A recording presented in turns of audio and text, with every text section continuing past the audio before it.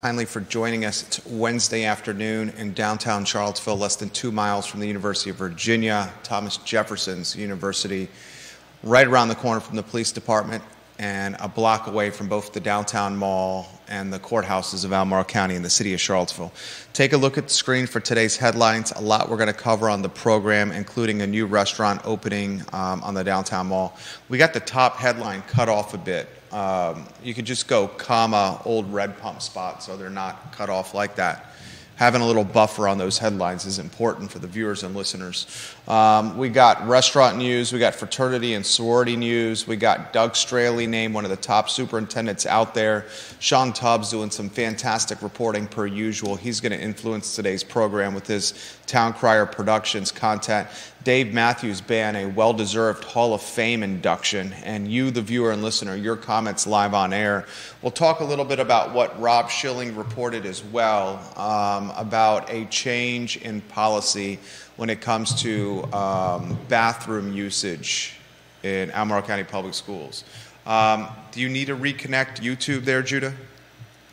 It seems the YouTube needs to be reconnected for the viewers and listeners that are watching on the program.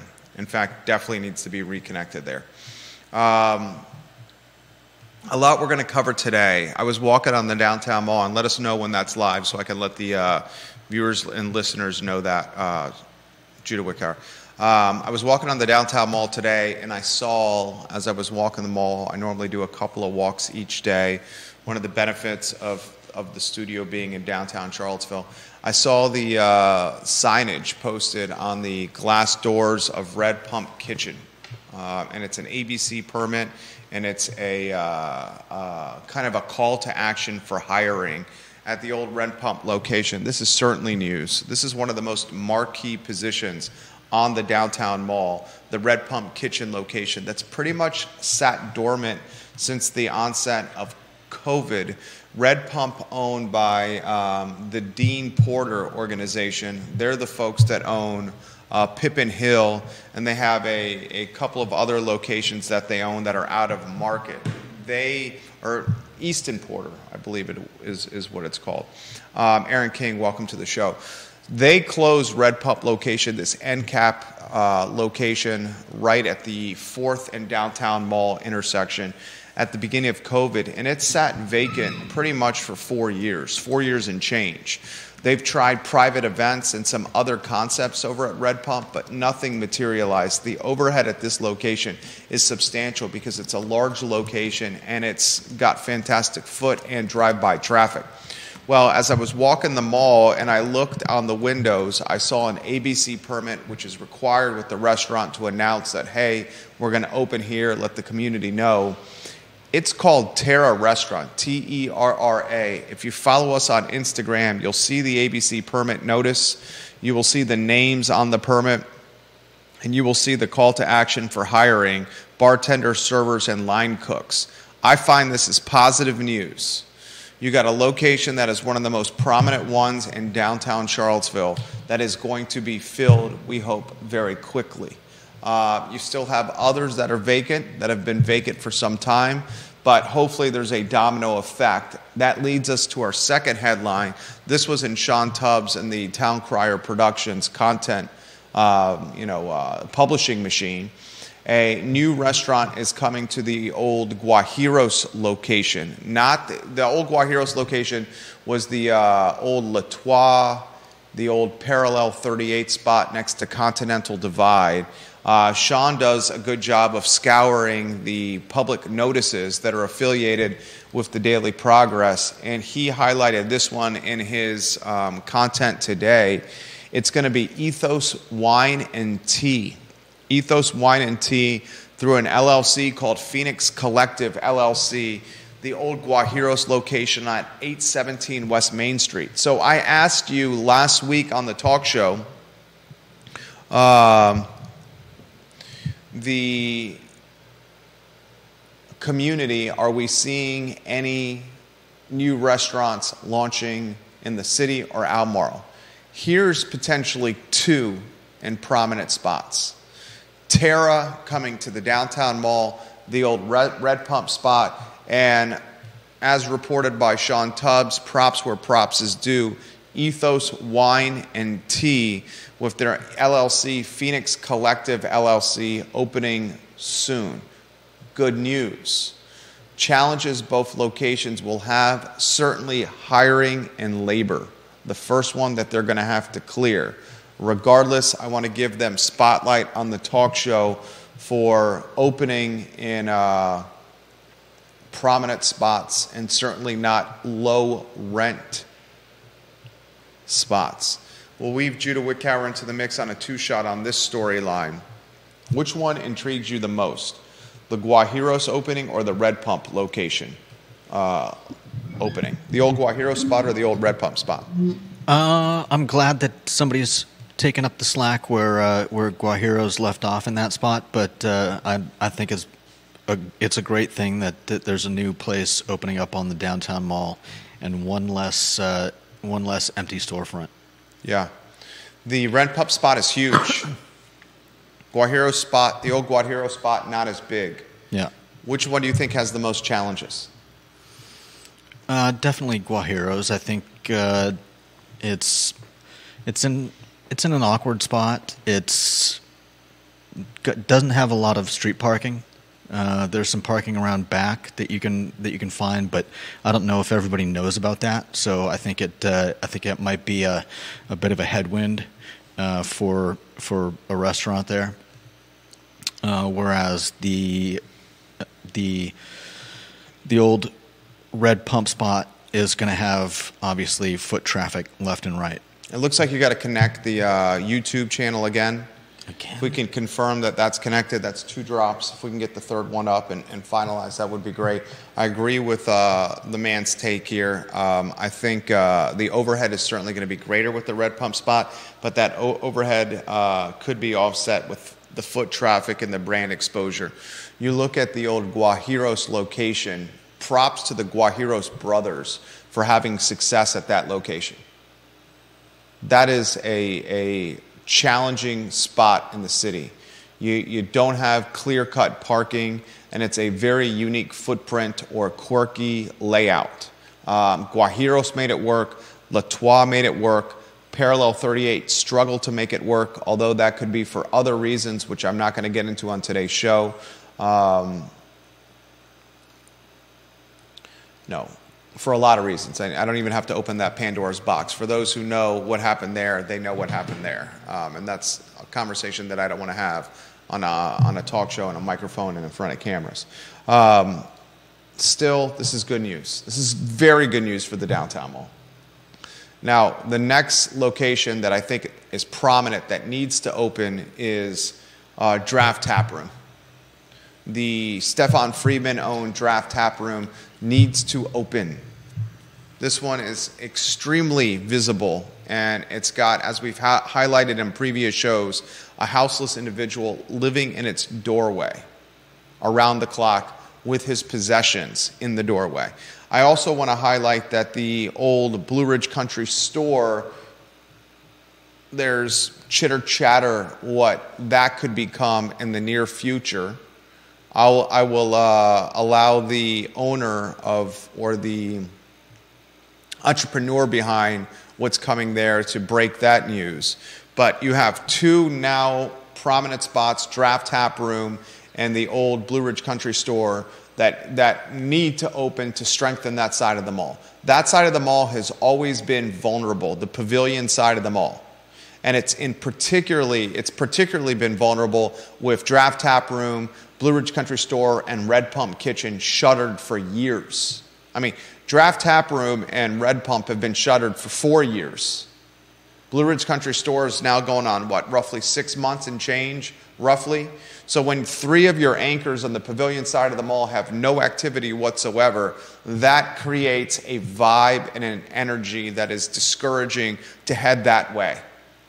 Red Pump opening hopefully solves that discouragement or eases that discouragement. So if you're just tuning into the program, and are we up and running on YouTube? Yeah. We are? Confirmed? Mm-hmm. Fantastic. For those that are watching on YouTube, bear with us, please. Bear with us. And thank you for getting it up. And it's, yep, I'm seeing it. And you're seeing it live and in charge there?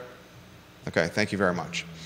All right, for those that are just tuning in, old Guajiros spot's going to get filled, and the old Red Pump spot's going to get filled.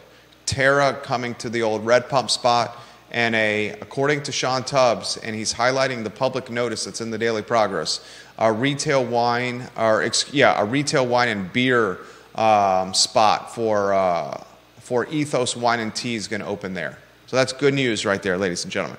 All right, next storyline is one where you set the table for Judah on UVA fraternities in hot water. I mean, and I was a Phi Kappa Psi guy at UVA. That's the fraternity right at the end of the Mad Bull on Rugby Road. I'll offer some firsthand perspective of, and I have in years past, what it was like to be a pledge and then social and rush chair for Phi Kappa Psi. Fraternities in particular at UVA are in a precarious position. And I don't think the future of these organizations is very strong. And I don't think UVA wants them to be, frankly, very strong. And even being more straightforward, the brothers that make up the fraternities at UVA right now are putting themselves in terrible positions. All right, Judah, set the stage for this. So we've got Theta Chi and Sigma Alpha Mu fraternities, which are both facing temporary suspensions. And we've got Pi Kappa Alpha, which is looking at having its FOA terminated for a minimum of 4 years. And I believe that the Pi Kappa Alpha fraternity is also having its what do you call the charter? Yeah, it's chart. No, I mean the above. Oh, it's national chapter. Yeah, I believe its national chapter is also bringing charges against it. They are not happy with the actions of the UVA fraternity, and sadly, this doesn't seem to be an isolated. These aren't isolated events at UVA. I believe there was another one of the fraternities was suspended in January. So this is the second fraternity in a very short amount in this semester that is having issues, and it's the third fraternity in just 2 years that has had its FOA terminated.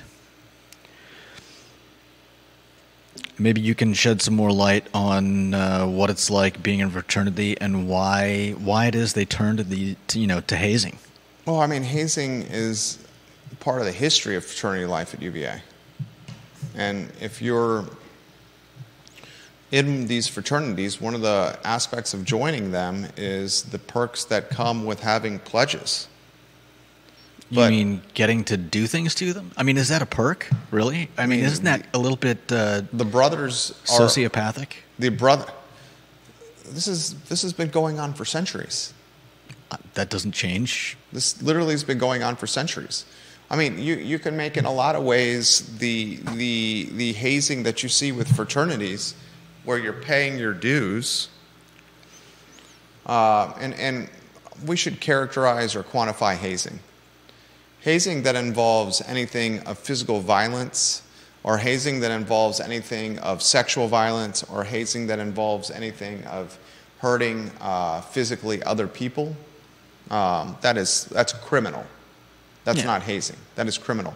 The hazing that I went through was most often associated with, being straightforward, drinking too much,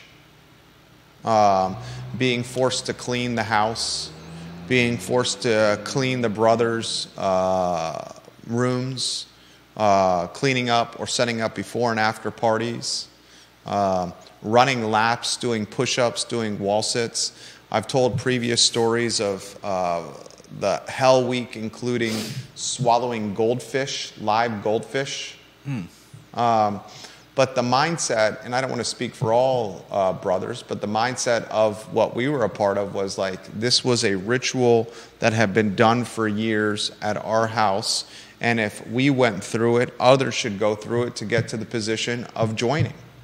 And that's what is clearly still happening on grounds. Yeah. Now, the difference when I was there, 2000 to 2004, was we had far less oversight.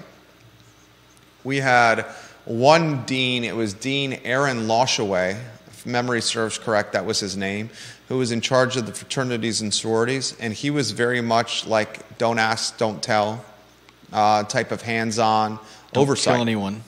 Now that's not the case. And I will even take it a step further. I think fraternities and sororities, whether fair or not, have been stigmatized by national, regional, and local media as an old boys club, a club of wealthy insiders. And these labels, these stigmas, these scarlet letters are causing these fraternities to die the death of 1,000 cuts. And the death of 1,000 cuts, the proverbial 1,000 cuts in this scenario, is way more oversight, way more willingness of pledges to report what's happening. We had a pledge at VCU die from this, Virginia Commonwealth University, from drinking too much.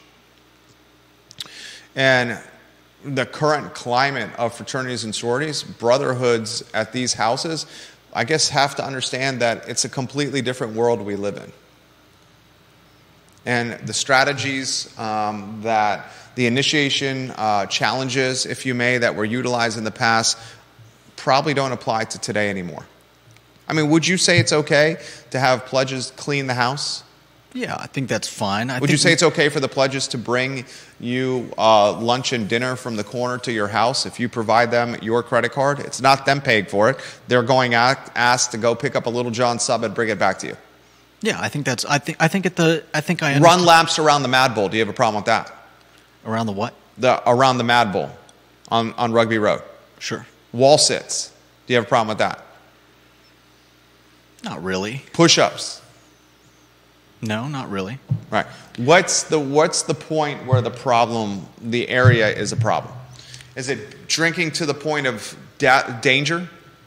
Forced to drink to the point of danger? Definitely say that counts. Yeah. In fact, you tossing that in there before expanding on some of the other things that's involved in hazing kind of surprised me. You said drinking to excess. Well, obviously, sometimes that can be a terrible. Sometimes that can lead to death. So, you're asking what? 20? Some of these, at that point, some of these fraternity brothers probably aren't even old enough. Some of the ones that are initiating these things probably aren't even old enough to buy drinks themselves. Some of them are. And the pledges that are going through them, the pledges that are going through this are often second semester first years. So you're talking 18, 19-year-olds. And to Judah's point, the second years that it just became brothers are often below 21. Yeah. And so the point that I was getting to was that how are we expecting those people to have the maturity No, they don't. to know when to stop pushing someone to drink more, pushing someone to do, one more, we've heard of other issues where, what was it? Somebody had their head put through a wall or something. I forget what the exact injury was, but, and I get it. I think it's probably similar to what a lot of new recruits go through in boot camp. And I think that it generally is used as a way to bind the people together, get them closer together, help them become brothers in name, if not in blood, obviously. But there is that too far. There's definitely too far. There's definitely too far. And you may find this hard to believe, but I was the guy once past pledging and into the fraternity at Phi Psi. I was the guy that went to the pledges, and multiple years of pledges can confirm this. Some of them actually watch the show.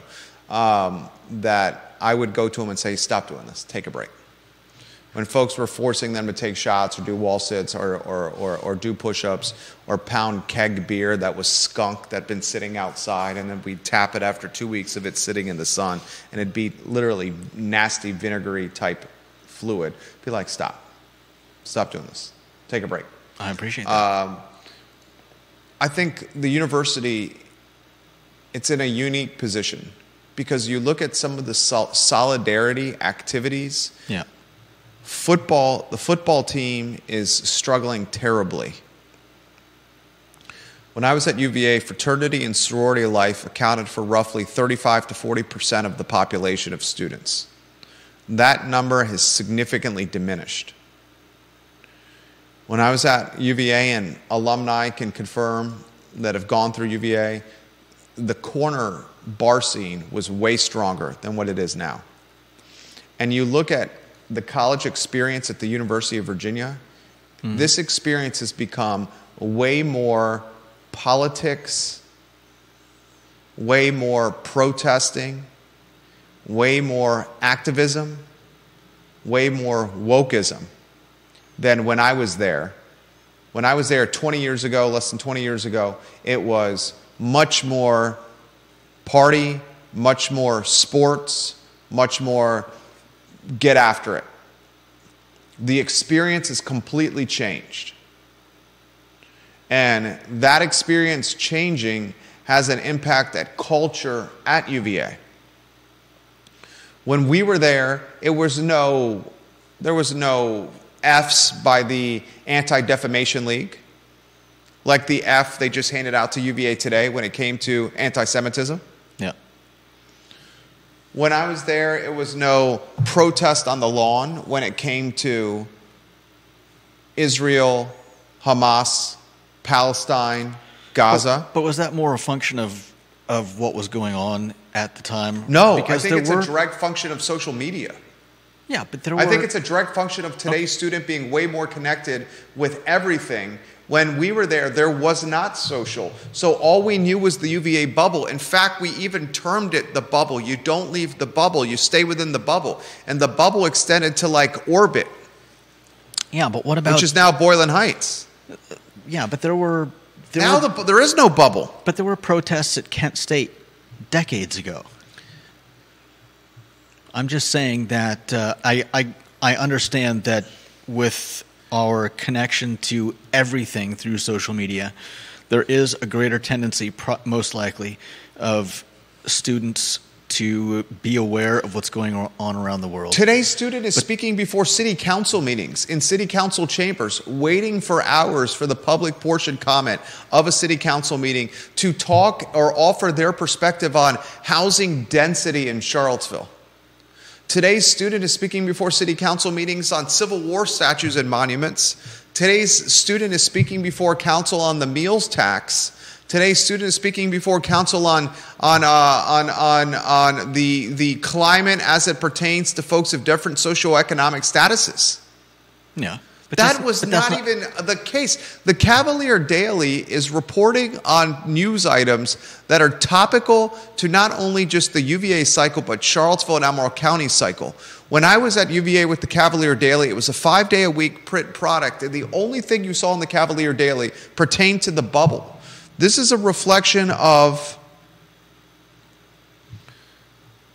today's student having a much more broad perspective or lens instead of what's just in front of their nose.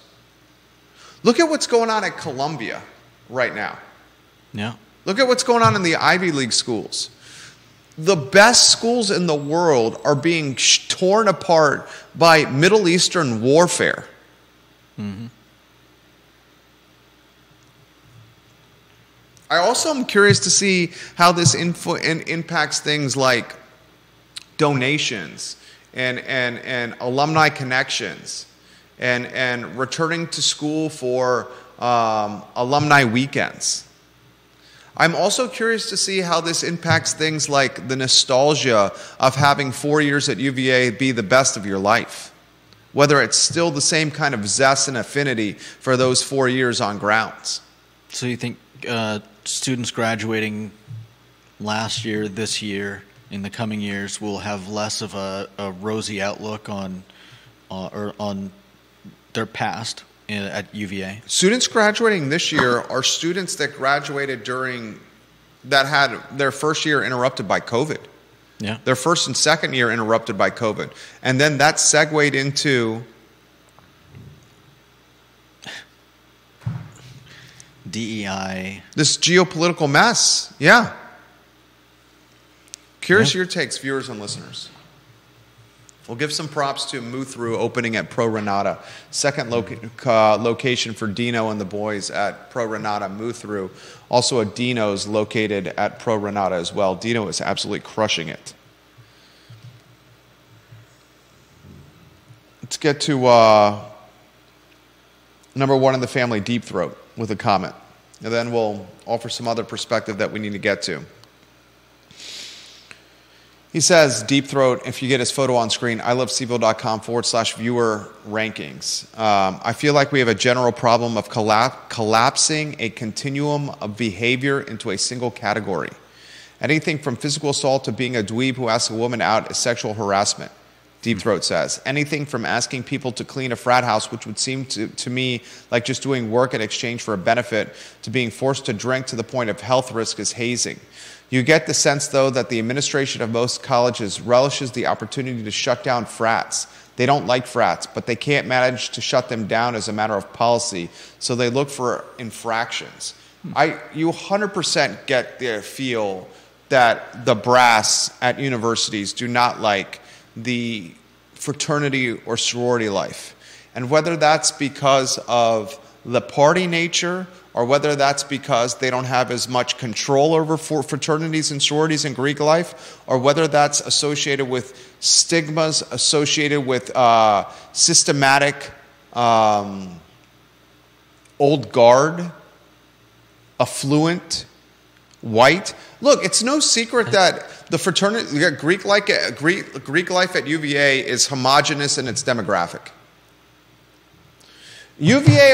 UVA in general, you look at the student body, and the student body is overwhelmingly white and wealthy. You take Greek life, and it's even more overwhelmingly white and wealthy. Yeah, I'm sure you're definitely right about those first two in some degree, as well as no doubt the thought that when something goes wrong, it looks really bad for the school. Ginny Who watching the program. Even if that's just a as I think most of us know, these are isolated events. A lot of times the things that we hear about are the exceptions, not the rule.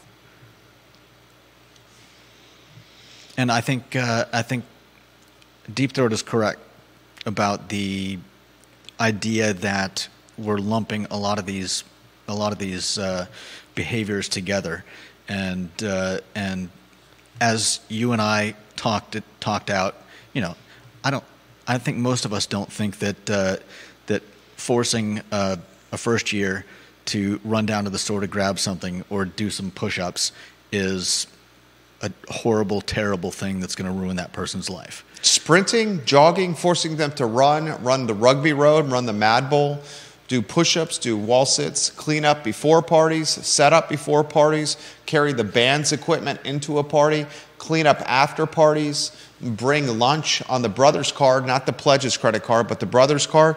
I got zero problem with that. Yeah, those are a far cry from endangering a student's life. I got zero problem with even some encouraging of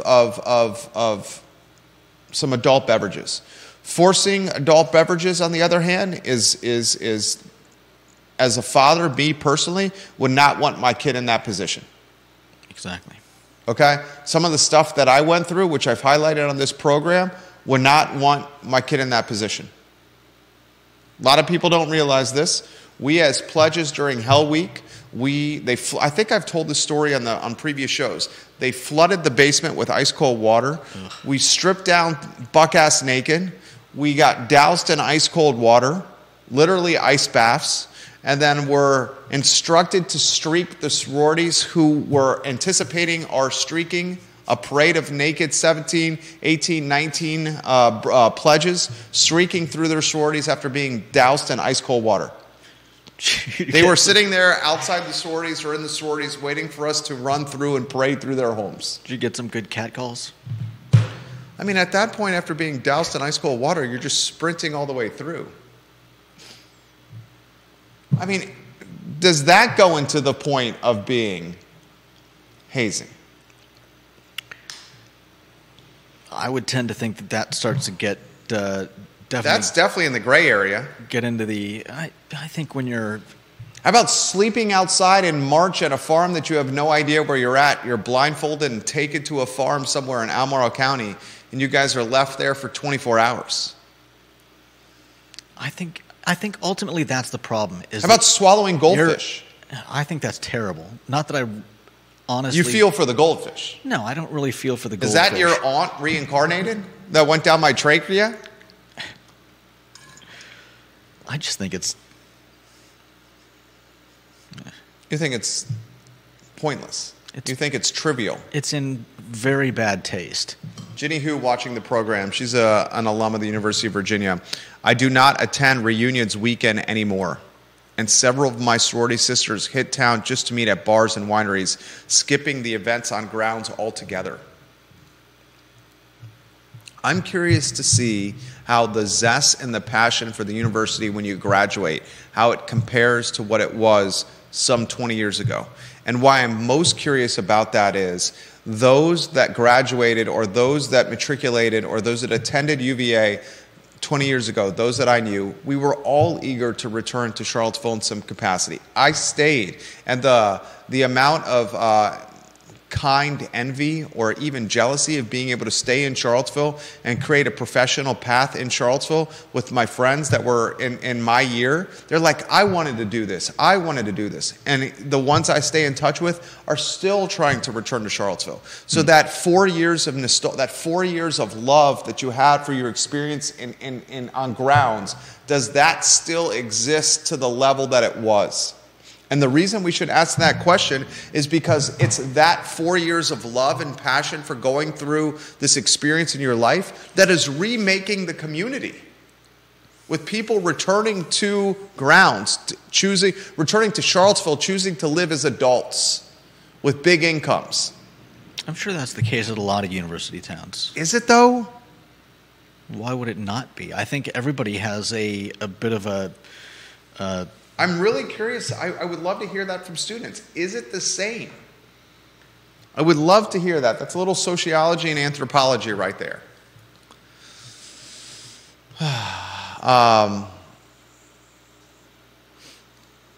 The future of fraternities is not great. Not just at UVA, but anywhere. All right, a couple other items out of the notebook as you get lower thirds on screen. Doug Straley named one of the top superintendents. You got that storyline for us? Yeah. I know Doug Straley well.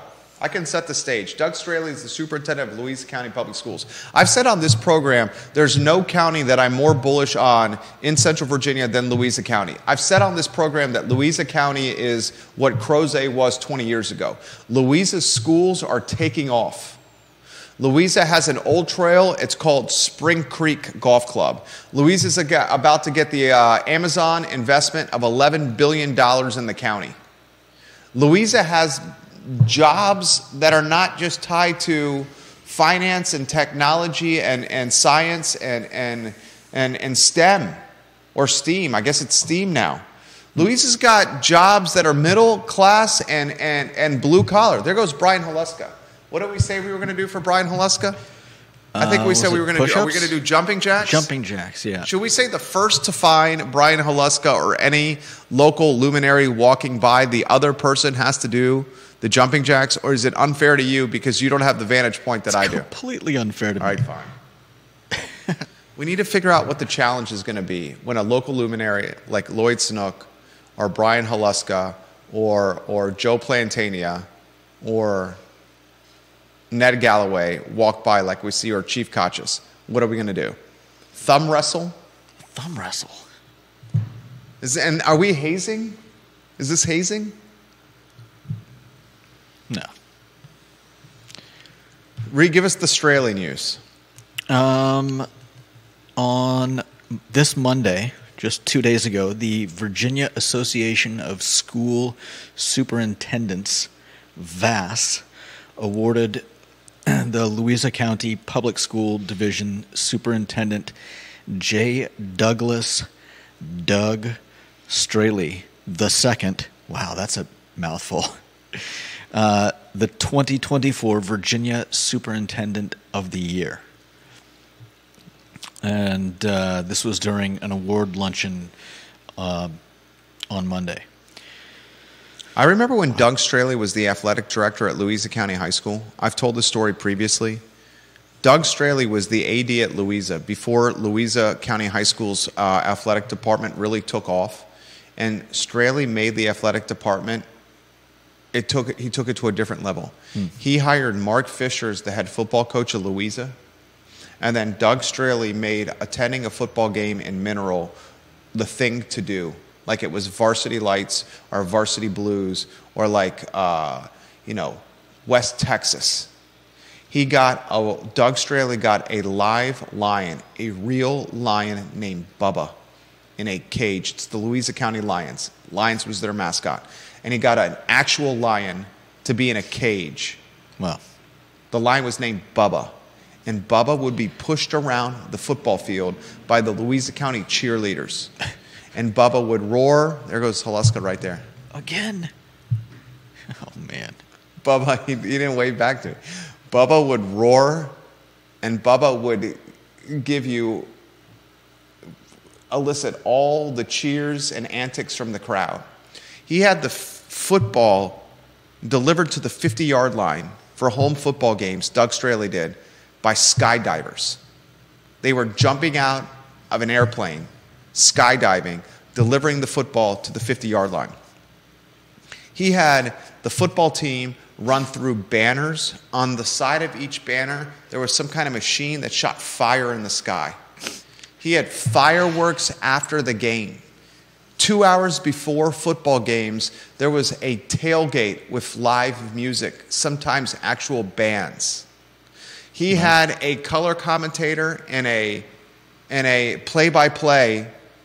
Dickie Purcell was the color commentator. I forget who the play-by-play person was. On every game for Louisa. Wow. He invited all the media to come out and cover the event. He turned it into literally a must-see. And the entire county and those around the county shut down to go to the football game. They would put signs in their doors saying, "We're at the football game." And I watched Straley take Bubba the Lion and Coach Fisher's football team and Louisa County Athletics and turn them into one of the driving forces of changing a school system that did not have the best reputation for a long period of time. And I'll tell you another thing that really drove tailwinds and momentum behind Louisa County, the public school system. They were the first in Central Virginia to open during COVID. Louisa said, we are going to go back to learning in person and in the classroom and no more remote work. Get back to classroom. And that really, a lot of parents really responded well to that. And you saw parents move from other counties into Louisa because of that. And another thing Louisa has going for itself is of the counties in Central Virginia, it's one of the most affordable. Albemarle County and Charlottesvillians, people price out of the Charlottesville City and Albemarle County markets. We're talking middle and upper class families. Middle and upper class families being priced out are moving to Louisa.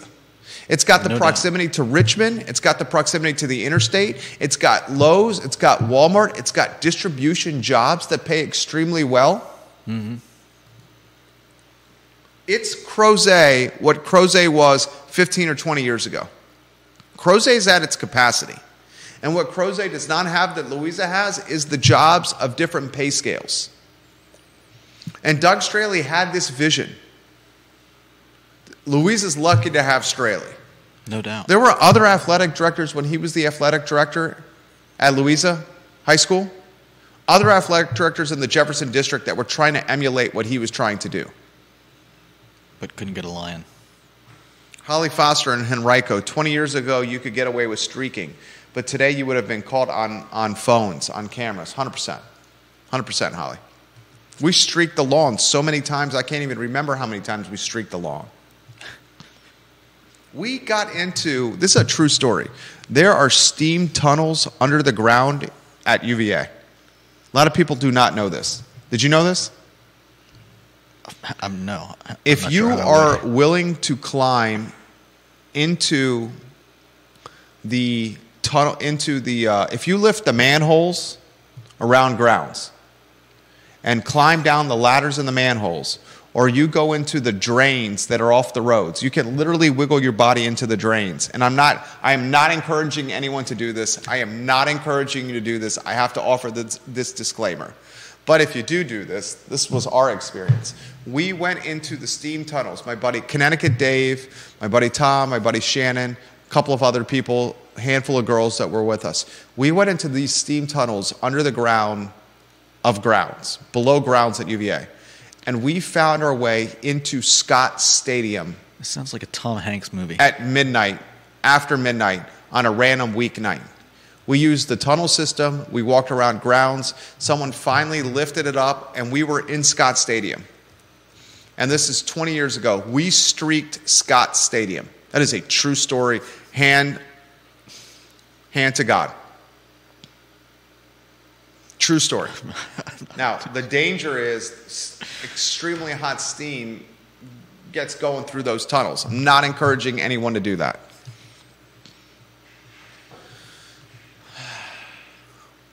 Congratulations to Straley, the Louisa County Superintendent. This is another no BS comment here. I think Doug Straley, if he wanted to, and I'm not saying he wants to do this because I think he's extremely well paid, especially for Louisa County, especially for living in Louisa. As a superintendent, you're making some bank. But if Straley wanted to, he could run for delegate or a state senator and win. Nice. No doubt in my mind he'd win Louisa County Board of Supervisors. I got a friend on the Board of Supervisors, Fitzgerald Barnes, a former athletic director, Monticello High School athletic director, Fitzgerald Barnes. Love Fitzgerald Barnes. Fitz is another one who created a fantastic experience when he was the AD at Monticello High School. I love Fitz. Fitz, and I mention this to him whenever I see him, one of the inspirations behind launching my business 16 years ago. Straley has the kind of cachet where he could run for delegate or state senator and win. And speaking of the counties, something caught my eye from Sean Tubbs. Did you see Tubbs report about the top employers of Orange County? Get those lower thirds on screen if you could, please, sir. Or one shot. Sean Tubbs he had a graphic in one of his newsletters. The 50 largest employers in Orange County. Orange County, Virginia. Do you want me to put that on screen? You have the graphic? I've got it open. I need to save it and get it up. I would love if you put that on screen. That's according to the Virginia Employment Commission. He's did a screen grab for the Virginia Employment Commission.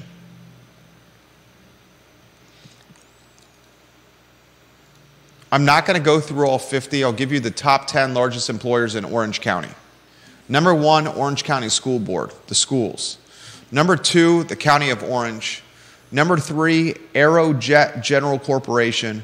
Number 4, Von Holtz Brennick Publishing. Number 5, Walmart.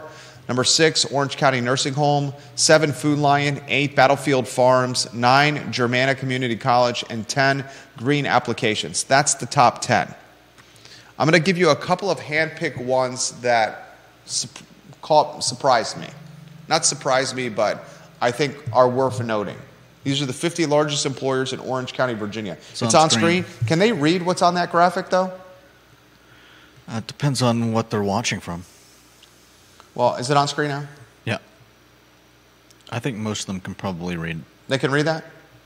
So if I click this and I go full screen, I'll be able to read this? We're on a 10-second delay. Yeah. All right, I want to see. Yeah, they can read that. Yeah. Look at the screen. Here are the top 50. This is according to the Virginia Employment Commission. So here are the ones that stood out to me. Chef Craig Hartman at the Barbecue Exchange is the 22nd largest employer in Orange County. Nice. Craig Hartman, the Barbecue Exchange, is number 22. That stood out to me. That's the American dream, what Craig Hartman's building, has built, continues to build. Others that stood out to me. Where is it? I want to get to the number. Look at the screen. Okay. See number 45, H.B. Sedgwick Jr. Building Supplies.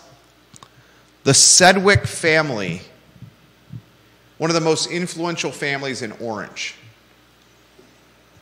They own a lot of real estate in downtown Orange. A lot of acreage, the Sedgwick family. This is multi-generation of Orange County influence, affluence, and control. Number 45. These are big-time ballers here. 45. Where is the other one? Sorry, I'm looking here. This really tests your vision.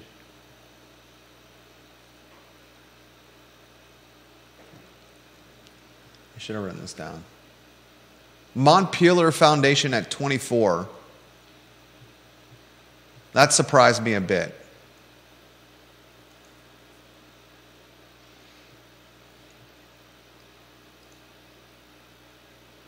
A lot of fast food on this.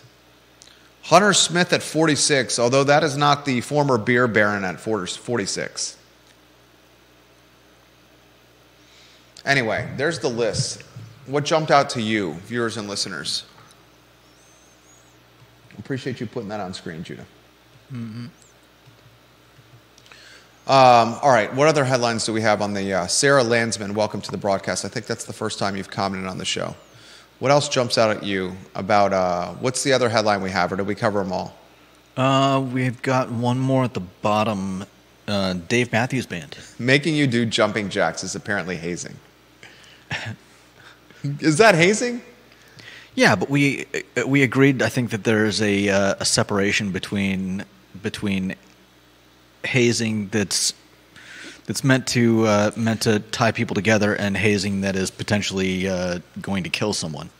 I don't think doing jumping jacks is potentially going to kill anyone. And you do right. I do have an unfair advantage of outside the window. Go to the studio camera so people can see how we're sitting. You're not looking outside the window.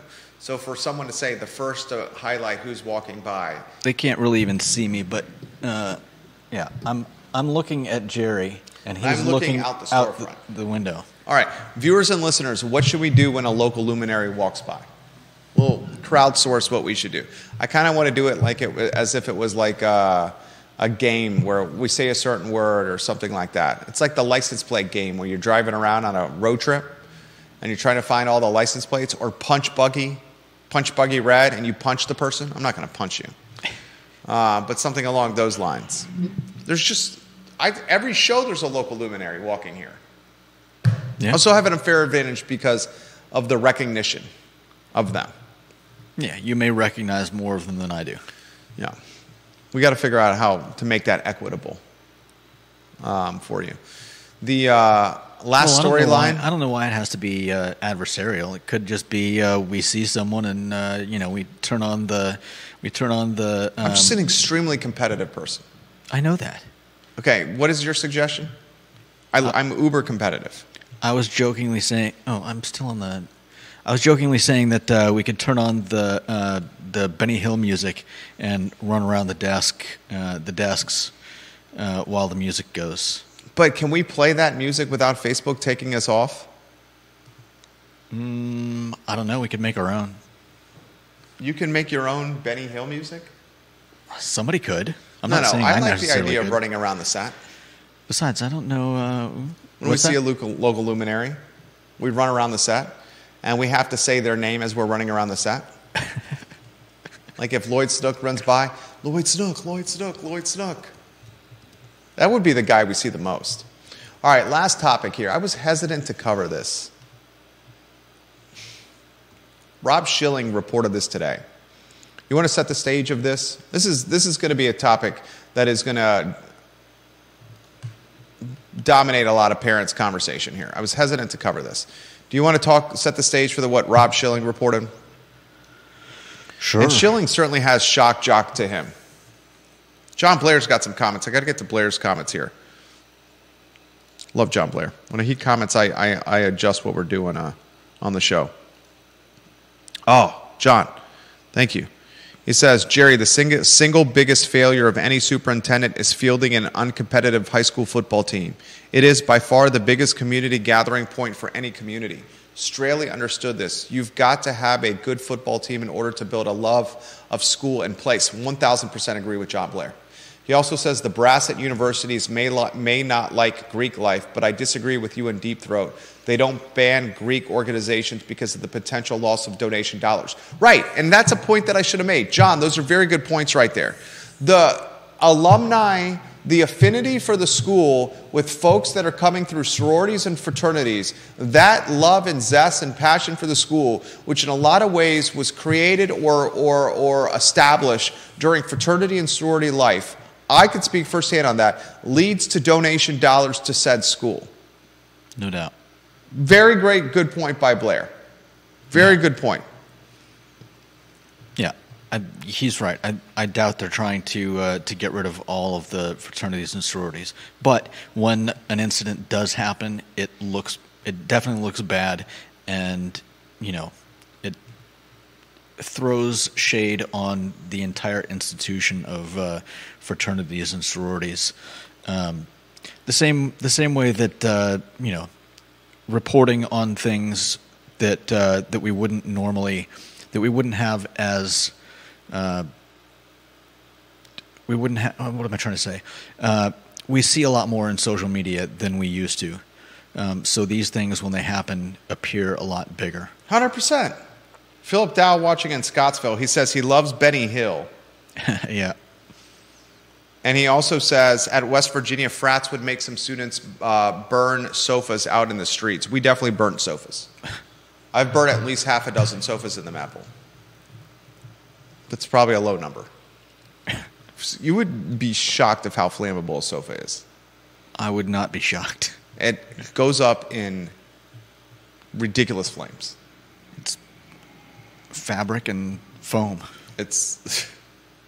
all right, so do you want to touch on the shilling news? How are we going to handle the shilling news? I'm going to go through and read the... It's screen captures of recent mandatory ACPS teacher training. I'm going to skip some of the editorialism. I think you should stick to the hard news here. Yeah. So we've got three different sections of this. The first part is access in alignment. I'm not really sure what that means, but it says, this policy ensures that gender-expansive students have access to facilities such as restrooms, locker rooms, or changing rooms that align with their gender identity consistently expressed at school. They cannot be compelled to use facilities that contradict their asserted gender identity. For students whose gender identity may be fluid, the school will collaborate to ensure restroom and locker room access that respects and affirms their identity. The next part is labeled privacy. To accommodate students seeking increased privacy, the school will provide reasonable alternative arrangements such as single occupancy restrooms, private areas, or separate changing schedules. These accommodations will be offered in a non-stigmatizing manner, protecting the confidentiality of the student's gender-expansive status. It's emphasized that alternative arrangements must be available upon request but should never be imposed on students. And the final section is labeled discomfort. Additionally, the discomfort some students may feel about sharing facilities with gender-expansive peers is not a valid reason to deny access to those peers. Any student uncomfortable with sharing sex-segregated facilities can request a designated, safe, non-stigmatizing alternative arrangement.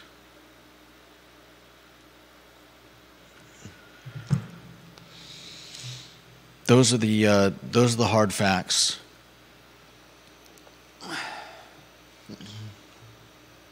So, long story short. Long story short, it sounds like they may be building a lot of new restrooms, locker rooms, and changing rooms. Have you guys ever been? Have you been to Selvage Brewery on Ivy Road? I have not. Our family, my wife and I, like Selvage Brewery, Ivy Road, Selvage Brewery. This brewery has 4 or 5 bathroom stalls that are gender neutral, and a sink, large sink, almost trough-like in length, where you wash your hands. And it works really well. Selvage Brewery is fantastic. One bathroom with a bunch of stalls. It's like a bathroom closet. Okay. It's like 4 or 5 closets where you can close the door. A bathroom that you can close the door. Actual door, not a stall where you can see underneath. But these are all inside a bathroom. No, it's open. Well, where's the sink? It's an open area. It's part of the brewery to the side. Huh. You should check it out. It's a fantastic design. It's got 4 or 5 bathroom closets, essentially, where you can go in and you can close the door, and you're basically in a closet where there's a toilet paper that you can use. So it's just like a fully enclosed stall. It's a fully enclosed stall.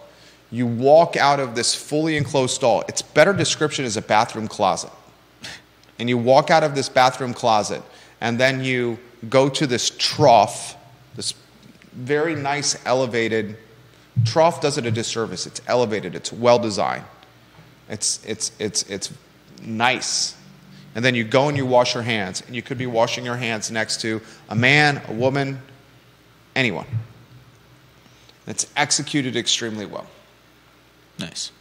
I'm starting to change my perspective is changing on these gender neutral bathroom closets. After seeing them in action, not just there but elsewhere, I see that they can work. Oh, I see that can work. The concept sounds great to me. I have no problem with that. I'm a little more leery about the whole, somebody who identifies as something else can go into a man-specific or woman-specific bathroom. Well, how about the locker room? I don't know. How about the shower? That's a little. That's definitely a little bit weird. I don't know what the showers look like in schools. It's been a long time, and I don't remember actually. The gender-neutral bathrooms, I'm a champion of. That's probably the future of bathrooms. I don't see a problem. That's the future of bathrooms. I'm curious to see how Albemarle County Public Schools are going to handle this when it comes to locker room and changing clothes and getting naked, and also showers. Yeah. And I will reserve commentary and judgment until a solution is presented before me. Yeah. That's what I want to see how it's handled. Mm-hmm. How will this be managed with showers and changing in a locker room? Yeah, I agree. I think we're going to have a lot of taxpayer dollars allocated to the redevelopment and redesign of gender-neutral bathrooms, 2 gender-neutral bathrooms. No doubt. All of this. And that's going to be expensive. I'm curious to see how they handle the alternative. Mm-hmm. All right, that's the Wednesday edition of the I Love CVille Show. We apologize for starting late. It was no one's fault except for technology being a pain in the tail. Took us, thank you. We really do try to do a good job of starting at 12:30. Because we try to make it appointment content. I don't even call it appointment television, I call it appointment content. We are live wherever you get your social media. We work hard for you. The only thing we ask in return is you like and share the show. And we encourage anyone who's watching this program to support Pro Renata and Dino's and move through at Pro Renata. I think they're doing a heck of a job out there, building a Disneyland in Crozet, pretty much. Judah Woodcarrot, Jerry Miller. That's the Wednesday edition of the show. So long, everybody.